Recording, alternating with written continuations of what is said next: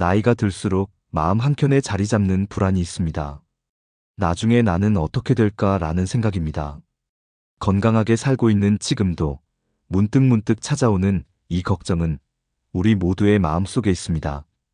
특히 75세가 넘어가면 이 고민은 더욱 커집니다. 지금처럼 혼자서 잘 살 수 있을까? 자녀들에게 부담이 되지는 않을까? 요양원에 가게 되면 어떡하지? 이런 생각들이 머릿속을 맴돕니다. 실제로 우리나라 75세 이상인 노인 중 절반은 요양원에서 생활합니다. 하지만 놀랍게도 나머지 절반은 여전히 자신의 집에서 건강하고 활기차게 지내고 있습니다. 같은 나이인데 왜 이렇게 다른 걸까요? 노년 전문의들이 수천 명의 환자를 진찰하면서 발견한 놀라운 사실이 있습니다. 75세에서 85세 사이 자립적인 생활을 하는 노인들에게서 발견된 특별한 7가지 생활 습관입니다. 이 습관들은 누구나 실천할 수 있는 아주 쉬운 것들이었습니다. 매일 아침 혼자서 식사를 준비하고 샤워를 하고 산책을 나갈 수 있다면 얼마나 좋을까요? 85세가 되어도 자신이 하고 싶은 일을 마음대로 할 수 있다면 그것이야말로 진정한 행복일 것입니다.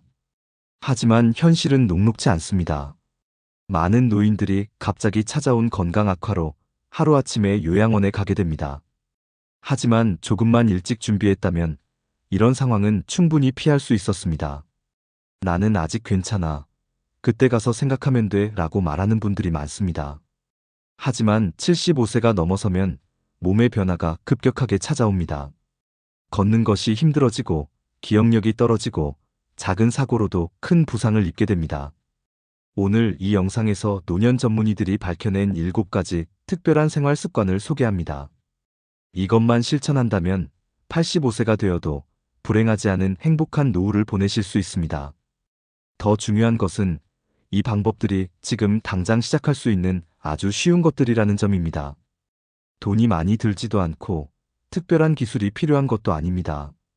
이제부터 하나씩 자세히 알아보겠습니다. 영상 끝까지 보시면 분명 여러분의 미래가 달라질 것입니다. 시작하기 전에 구독과 좋아요 한 번씩만 눌러주세요. 구독과 좋아요는 무료입니다. 첫 번째로 알아볼 것은 편안하고 안전한 집 만들기입니다. 집은 우리가 가장 많은 시간을 보내는 곳입니다. 특히 나이가 들수록 집에서 보내는 시간이 더욱 길어집니다. 젊었을 때는 전혀 불편하지 않던 집이 나이가 들면서 조금씩 위험한 곳으로 변합니다. 실제로 노인분들의 사고 대부분이 집에서 일어납니다. 그 중에서도 가장 많은 것이 바로 넘어지는 사고입니다. 한번 넘어지면 뼈가 부러지거나 큰 부상으로 이어질 수 있습니다. 작은 사고 하나가 요양원으로 가게 되는 시작이 되기도 합니다. 하지만 이런 사고는 미리 준비하면 충분히 예방할 수 있습니다. 가장 위험한 곳이 바로 욕실입니다. 물기가 있는 욕실 바닥은 미끄러지기 쉽습니다. 특히 밤중에 화장실을 가다가 사고가 자주 일어납니다. 그래서 욕실에는 꼭 미끄럼 방지 매트를 깔아야 합니다. 변기나 샤워 공간 옆에는 손잡이를 달아두는 것이 좋습니다. 균형을 잡을 수 있게 도와주는 손잡이 하나만으로도 안전이 훨씬 높아집니다. 넘어질 뻔한 순간에 손잡이를 잡아 사고를 막을 수 있기 때문입니다. 집안의 문턱도 위험한 요소입니다. 걸려 넘어지기 쉽고 특히 밤에는 더욱 위험합니다. 가능하다면 문턱을 없애는 것이 좋습니다. 문턱을 없앨 수 없다면 눈에 잘 띄도록 밝은색 테이프를 붙여두는 것도 방법입니다. 그리고 밤에도 집안을 밝게 만드는 것이 중요합니다. 나이가 들수록 어두운 곳에서 잘 보지 못하게 됩니다. 특히 화장실 가는 길이나 계단에는 센서 등을 달아두면 좋습니다. 움직임을 감지해서 자동으로 켜지는 조명이 있으면 한밤중에도 안전하게 다닐 수 있습니다. 주방도 신경 써야 할 곳입니다. 오래 서 있다 보면 다리가 아프고 피곤해집니다. 주방에 높이가 적당한 의자를 두어 앉아서도 음식을 준비할 수 있게 하면 좋습니다. 자주 쓰는 그릇이나 조미료는 손이 쉽게 닿는 위치에 두는 것이 안전합니다. 혹시라도 떨어지면 멍이 들거나 심하면 골절까지도 입을 수 있습니다. 떨어진 물체의 소재가 유리라면 더욱 위험합니다. 손목과 팔 관절 보호를 위해 무거운 냄비나 조리도구를 피하고 가벼운 소재의 주방용품을 사용하는 것으로 관절에 부담을 덜 수 있습니다. 특히 이사할 경우에는 신경 써서 확인해야 할 것이 있습니다. 예를 들어 계단이나 비탈길은 젊을 때는 그저 가파르다고만 생각했는데 75세가 넘어가면 큰 장애물이 됩니다. 엘리베이터가 없는 4층 집은 젊을 때는 건강을 위해 좋다고 생각했지만 무릎이 아프기 시작하면 감옥이 될 수 있습니다. 집 주변 환경도 살펴보세요. 병원까지 거리는 얼마나 되는지, 복지관은 걸어갈 만한 거리인지, 장보기는 편한지 등을 체크하는 것도 필요합니다. 두 번째는 건강을 지키는 생활 습관입니다. 건강이 가장 중요하다는 것을 모르는 사람은 없습니다. 하지만 막상 실천하는 것은 쉽지 않지요. 내일부터 해야지, 조금 이따 시작해야지 하면서 미루다 보면 어느새 건강은 나빠져 있습니다. 75세가 넘어서도 건강하게 사는 분들의 공통점이 있습니다. 바로 꾸준히 운동한다는 것인데요. 특별한 운동이 아니라 매일 30분씩 걷기만 해도 충분합니다. 걷기는 다리를 튼튼하게 만들고 균형 감각을 좋게 합니다. 스트레칭도 매우 중요합니다. 아침에 일어나서 가볍게 팔다리를 늘려주는 것만으로도 몸이 한결 가벼워집니다. 특히 허리와 무릎 스트레칭은 꼭 해주어야 합니다. 몸이 유연해야 넘어질 위험도 줄어들고 넘어지더라도 큰 부상을 피할 수 있습니다. 식사도 매우 중요합니다. 나이가 들수록 입맛이 없어 식사를 대충 하기 쉽습니다. 하지만 이때일수록 영양을 골고루 섭취해야 합니다. 특히 단백질이 부족하면 근육이 빠르게 줄어듭니다. 고기, 생선, 두부, 달걀 같은 단백질 음식을 매일 조금씩이라도 꼭 드셔야 합니다. 뼈를 튼튼하게 하는 칼슘도 필수입니다. 우유나 요구르트를 매일 한 잔씩 마시는 것이 좋습니다. 신선한 야채와 과일도 잊지 말고 드세요. 짜거나 매운 음식은 조금 줄이고 싱겁고 담백하게 먹는 것이 건강에 좋습니다. 뇌 건강도 챙겨야 합니다. 뇌도 근육처럼 계속 사용해야 건강하게 유지됩니다. 매일 신문을 읽거나 책을 읽는 것이 좋습니다. 바둑이나 장기, 퍼즐 같은 두뇌 게임을 즐기는 것도 도움이 됩니다. 새로운 것을 배우는 것도 아주 좋은 방법입니다. 외국어를 배우거나 악기를 배우면 뇌가 활발하게 움직입니다. 그리고 이 모든 것들을 지키는데 우선해야 할 것은 바로 정기적인 건강검진입니다. 우리 몸의 작은 변화를 미리 알아채는 것은 무엇보다 중요합니다. 많은 병들이 초기에는 별다른 증상이 없기 때문입니다. 혈압, 혈당, 콜레스테롤은 반드시 정기적으로 체크해야 합니다. 이런 수치들이 조금씩 올라가다가 어느 순간 갑자기 큰 병이 되기도 합니다. 특히 고혈압은 소리 없는 살인자라고 불립니다. 증상이 없어 모르고 지내다가 큰 병으로 이어지는 경우가 많기 때문입니다. 예방접종도 잊지 말아야 합니다. 나이가 들수록 면역력이 약해지기 때문에 감기나 폐렴에 걸리기 쉽습니다. 매년 독감 예방접종을 하고 65세 이상이라면 폐렴 예방접종도 꼭 받아야 합니다. 마음의 건강도 매우 중요합니다. 스트레스를 잘 관리하는 것이 건강의 비결입니다. 공원을 산책하거나 자연 속에서 걷는 것만으로도 스트레스가 크게 줄어듭니다. 마음이 편안해야 몸도 건강해집니다. 그래서 요즘은 명상이나 요가를 배우는 어르신들도 많습니다. 깊게 숨을 들이마시고 내쉬는 것만으로도 마음이 차분해집니다. 좋아하는 음악을 듣거나 따뜻한 차를 마시면서 하루의 피로를 풀어보세요. 특히 중요한 것은 감사하는 마음을 갖는 것입니다. 매일 아침 일어나서 오늘도 건강하게 일어날 수 있어 감사하다고 생각하는 것으로 하루를 시작해보세요. 작은 것에 감사하는 마음을 가질 때 삶이 더욱 풍요로워집니다. 생활 속에서 작은 행복을 찾는 것도 건강에 매우 좋습니다. 창밖에 예쁜 꽃을 보며 미소 짓기, 맛있는 차 한 잔 마시기, 좋아하는 음악 듣기처럼 소소한 즐거움을 찾아보세요. 이런 작은 기쁨들이 모여 우리의 하루하루를 더욱 의미 있게 만듭니다. 세 번째로 중요한 것은 규칙적인 생활입니다. 특히 수면 습관이 매우 중요합니다. 잠을 잘 자는 것만으로도 건강의 절반은 지킬 수 있다고 합니다. 나이가 들면 잠이 줄어드는 것이 자연스러운 현상입니다. 하지만 많은 분들이 잠이 줄어드는 것을 걱정하다가 오히려 불면증에 시달리게 됩니다. 잠이 조금 줄어드는 것은 괜찮습니다. 중요한 것은 규칙적으로 자고 일어나는 것입니다. 매일 같은 시간에 자고 일어나면 우리 몸의 시계가 일정하게 움직입니다. 밤 10시에 자서 아침 5시에 일어나는 생활을 매일 반복하면 몸이 스스로 이 시간에 맞춰집니다. 낮잠도 중요합니다. 하지만 너무 길게 자면 밤에 잠이 안 올 수 있습니다. 낮잠은 20분에서 30분 정도가 가장 좋습니다. 오후 3시 이후에는 낮잠을 자지 않는 것이 좋습니다. 잠자리에 들기 전 2시간은 특별히 신경 써야 합니다.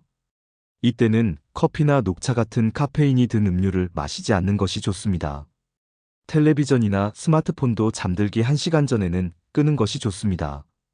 밝은 빛이 잠을 방해하기 때문입니다. 잠자리는 너무 춥거나 덥지 않게 만드는 것이 중요합니다. 특히 겨울에는 너무 춥지 않도록 적당히 따뜻하게 해주세요. 여름에는 에어컨 바람이 직접 몸에 닿지 않도록 주의해야 합니다. 잠이 오지 않는다고 억지로 잠을 청하면 오히려 스트레스가 됩니다. 잠이 오지 않을 때는 일어나서 따뜻한 우유를 한 잔 마시거나 조용한 음악을 들으며 마음을 편안하게 해보세요. 아침에 일어나면 커튼을 활짝 열어 햇빛을 보는 것도 좋습니다. 아침 햇빛은 우리 몸의 시계를 맞추는데 아주 중요하기 때문입니다. 밝은 빛을 보면 자연스럽게 잠이 깨고 하루를 시작할 수 있는 에너지가 생깁니다. 네 번째는 경제적인 준비입니다. 건강만큼 중요한 것이 바로 경제적인 독립입니다. 우리는 나이가 들어서도 자식들에게 손 벌리지 않고 독립적으로 생활할 수 있기를 바랍니다. 이 결정을 할 때 가장 큰 걱정거리는 돈입니다. 건강도 중요하지만 실제로 노년층이 가장 두려워하는 것은 경제적 어려움입니다. 노년기 빈곤의 실태는 심각합니다. 최근 통계청 자료에 따르면 65세 이상 노인 가구의 45%가 기초생활수급자이거나 차상위계층입니다. 매달 국민연금 80만 원으로 살아가는 분들, 자녀들에게 용돈을 받는 분들, 통장 잔고를 보며 한숨 쉬는 분들이 많습니다. 하지만 75세에서 85세 사이에도 경제적으로 홀로 설 수 있는 방법이 있습니다. 전문가들이 제시하는 6가지 해결책을 살펴보겠습니다. 첫 번째는 주택연금 활용입니다. 집은 있지만 현금이 없는 경우 주택연금이 해결책이 될 수 있습니다. 시가 3억 원 주택을 보유한 70세 어르신의 경우 매달 83만 원씩 평생 받을 수 있습니다. 자녀 상속보다 본인의 편안한 노후가 우선이라는 인식의 전환이 필요합니다.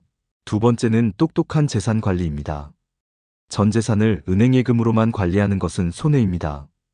물가 상승률이 4%일 때 은행 금리가 3%라면 실제로는 매년 1%씩 손해를 보는 것입니다. 하지만 여기서 꼭 주의해야 할 것이 있습니다. 바로 노인들을 노리는 금융사기입니다. 원금이 보장된다, 고수익을 준다는 말에 현혹되어 평생 모은 돈을 잃는 경우가 많습니다.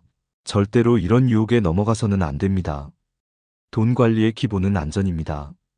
욕심을 내서 과한 투자를 하는 것보다 은행의 정기예금이나 국가가 보증하는 상품을 선택하는 것이 안전합니다. 적은 수익이라도 꾸준히 받는 게 좋습니다. 세 번째는 스마트한 소비입니다. 같은 물건도 구매처에 따라 가격이 다릅니다. 마트 할인 정보를 활용하고 온라인 쇼핑도 이용하면 한 달에 10만 원씩 절약할 수 있습니다. 이는 1년이면 120만 원의 절약이 됩니다. 한 82세 어르신의 경우 온라인 쇼핑을 통해 장보기 비용을 30% 절감한 사례도 있습니다. 네 번째는 의료비 지출 관리입니다. 의료비는 노후의 최대 지출 항목입니다. 실손보험 하나로는 부족하며 노인장기요양보험, 치매보험 등 노년기에 필요한 보험에 미리 가입해두는 것이 중요합니다. 다섯 번째는 긴급자금 확보입니다. 갑작스러운 병원비나 집수리 비용에 대비해 최소 1년치 생활비는 현금으로 보유해야 합니다. 이는 예기치 못한 지출에 대한 안전망이 됩니다. 늦은 시작도 괜찮습니다. 85세 할머니가 5년 전에 시작한 장터 반찬 가게로 매달 150만 원의 수입을 올리고 있으며 73세 할아버지는 3년 전에 주택연금을 시작해 매달 90만 원을 받으며 취미생활을 즐기고 있습니다. 마지막 6번째, 정기적인 재점검이 필요합니다. 6개월에 한 번씩은 자산 상황을 점검하고 필요하다면 계획을 수정합니다. 경제 상황이나 법 제도가 바뀔 때마다 대응 방안을 마련해야 합니다.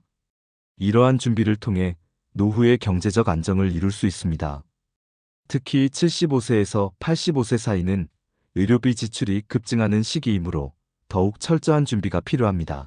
실제로 성공적인 노후를 보내고 있는 분들의 공통점은 바로 계획입니다. 언제부터 시작하느냐가 아니라 얼마나 체계적으로 준비하느냐가 중요합니다. 인생은 항상 현재 진행형입니다. 지금 시작하더라도 75세에서 85세 사이에 경제적으로 홀로 설 수 있습니다. 많은 분들이 이제 와서 무슨 이라고 생각하지만 실제로는 시작이 반입니다. 미리 준비한다면 충분히 행복한 노후를 누릴 수 있습니다. 다시 돌아와서 5번째는 사회적 관계망 확장하기입니다. 나이가 들수록 가장 무서운 것이 바로 외로움입니다. 자녀들은 독립해서 나가고 배우자나 친구들과 이별하게 되면서 점점 혼자 있는 시간이 많아지죠. 특히 75세가 넘어가면 이런 외로움이 더 커집니다. 거동이 불편해지면서 밖에 나가기도 힘들어지고 전화기를 들어 누군가에게 연락하는 것조차 망설여질 때가 있습니다. 하지만 걱정하지 마세요. 마음만 먹으면 얼마든지 새로운 친구를 만들 수 있습니다. 제가 아는 한 할머니는 81세에 복지관 노래교실에 처음 나가셨습니다. 처음엔 낯설고 어색했지만 매주 만나다 보니 이제는 한 달에 한 번씩 함께 식사도 하고 생일잔치도 하는 친한 언니 동생이 생겼다고 하시네요. 또 다른 78세 할아버지는 아파트 앞 공원에서 매일 아침 운동을 하시다가 비슷한 또래의 운동 친구들을 만났습니다. 요즘은 운동이 끝나면 근처 복지관에 가서 함께 아침 식사를 하는 게 일과가 되었답니다. 사실 친구를 만드는 건 생각보다 어렵지 않습니다. 매일 같은 시간에 같은 장소에 가는 것만으로도 자연스럽게 얼굴을 익히게 되고 인사를 나누게 되고 이야기를 나누게 됩니다. 복지관의 프로그램들을 이용하는 것도 좋은 방법입니다. 요가, 노래, 스마트폰 교실, 뭐든 좋습니다. 비슷한 관심사를 가진 사람들이 모이는 곳이라면 자연스럽게 대화가 시작되기 마련이죠. 종교 활동도 추천합니다. 교회나 성당, 절에 다니시는 분들을 보면 확실히 덜 외롭다고 합니다. 매주 만나는 얼굴들이 있고 함께 기도하고 이야기 나누다 보면 마음이 따뜻해진다고 하시더군요. 무엇보다 중요한 건 첫 발을 내딛는 용기입니다. 나이 들어서 무슨 이런 생각은 잠시 접어두세요.